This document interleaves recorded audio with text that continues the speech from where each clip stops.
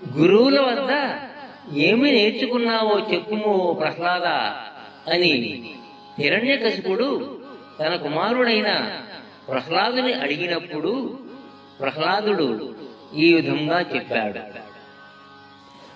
కమలాక్షు నచించు కరములు కరములు,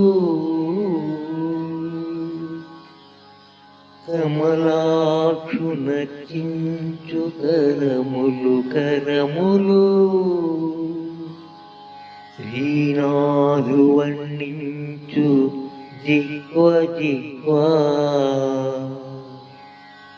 సురరక్షకుని చూచు చూడ్కులు చూడ్కులు, శేషసాయికి మ్రోక్కు శిరము శిరము, విష్ణునా కర్ణించు వేణులు వేణులు, మధువైరి దవిలిన మనము మనము, భగవంతు వలగును పదములు పదములు, పురుషోత్తముని మీది బుద్ధి బుద్ధి, దేవదేవుని చింతించు దినము దినము, చక్రహస్తుని ప్రకటించు చదువు చదువు, కుంభీనీధవు చెప్పెడి గురుడు గురుడు, తండ్రి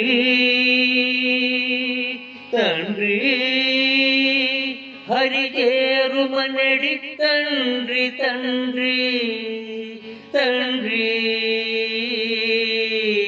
హరి చేరుమనడి తండ్రి తండ్రి.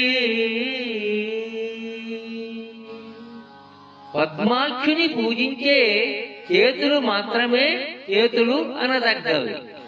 లక్ష్మీశుని కీర్తించే నాలుకే నాలుక అనదగ్గది. దేవేశుని చూసే చూపులనే చూపులు అనవచ్చు. నారాయణుని మ్రొక్కే శిరస్సు మాత్రమే శిరస్సు.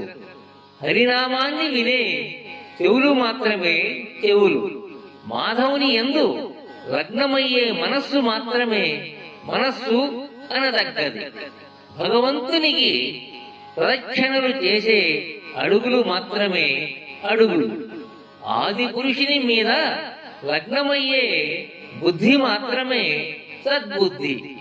పరదేవతను ధ్యానించే రోజు మాత్రమే మంచి రోజు. చక్రపాణిని తెలియజెప్పేది మాత్రమే అసలైన విద్య.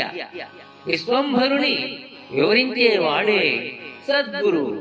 వైకుంఠుని దగ్గరకు పొమ్మనే వాడే మంచి తండ్రి. అవును, లోకైక రక్షాకరుడైన విష్ణుమూర్తికి అంకితం కాని దేనికి సార్థకత లేదు అని ఈ పద్యం యొక్క భావము.